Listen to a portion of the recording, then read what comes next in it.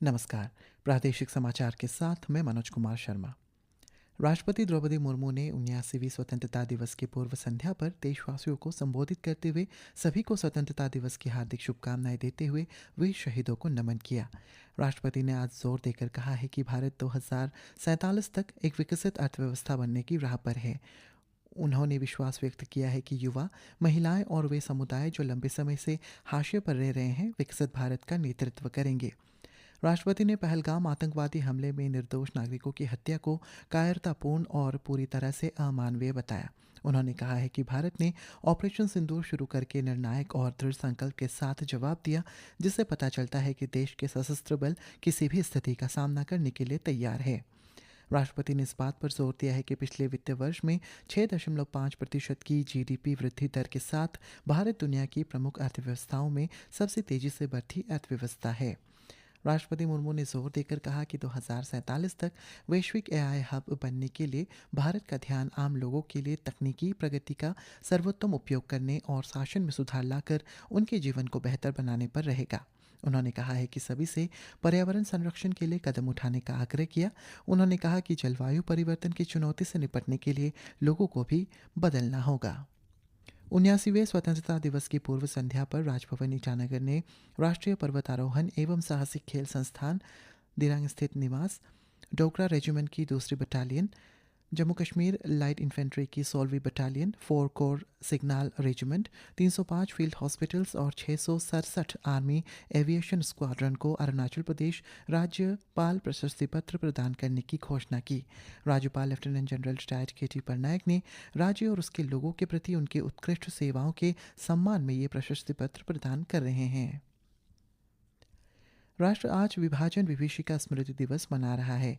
इस उपलक्ष्य में राष्ट्रीय राजधानी सहित पूरे देश में विभिन्न कार्यक्रम आयोजित किए जा रहे हैं। इस अवसर पर उप मुख्यमंत्री चाउना मेन ने आज नामसाई के 2 माइल पुलिस पॉइंट से जिला भाजपा कार्यालय तक गंभीर मौन यात्रा के साथ विभाजन विभीषिका स्मृति दिवस में भाग लिया। इस अवसर पर विभाजन पर एक फोटो प्रदर्शनी भी प्रदर्शित की गई।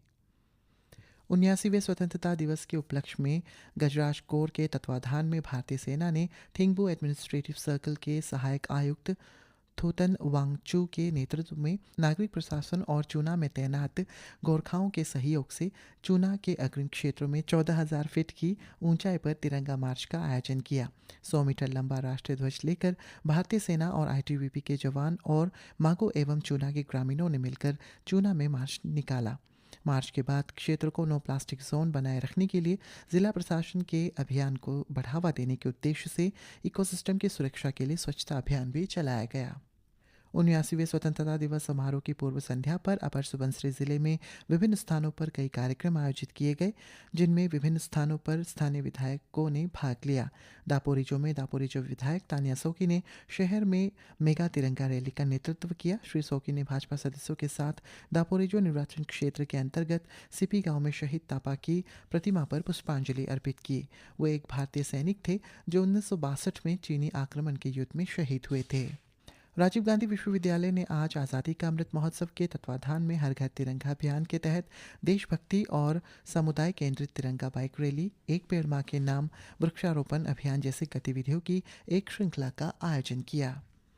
लीनिंग 12वीं Dorjee Khandu memorial state badminton championship 2025 कल खेलो इंडिया इंडोर स्टेडियम ईटानगर में संपन्न हुई। चैंपियनशिप में 12वें संस्करण में राज्य भर के कुल 450 शटलरों ने भाग लिया। ईटानगर मौसम विभाग ने आज राज्य के 14 जिलों के लिए येलो अलर्ट जारी किया है। विभाग के अनुसार इन जिलों में 24 घंटों में अलग अलग स्थानों पर गरज के साथ बिजली गिरने और बहुत तेज बारिश होने की संभावना है। और सामाजिक न्याय, अधिकारिता और जनजाति मामलों के विभाग SJETA के नेतृत्व में कल ईटानगर स्थित बैंकेट हॉल में नशा मुक्त भारत अभियान की 5वीं वर्षगांठ पर एक दिवसीय कार्यक्रम का आयोजन किया गया। इसी के साथ ये समाचार बुलेटिन समाप्त हुआ। नमस्कार।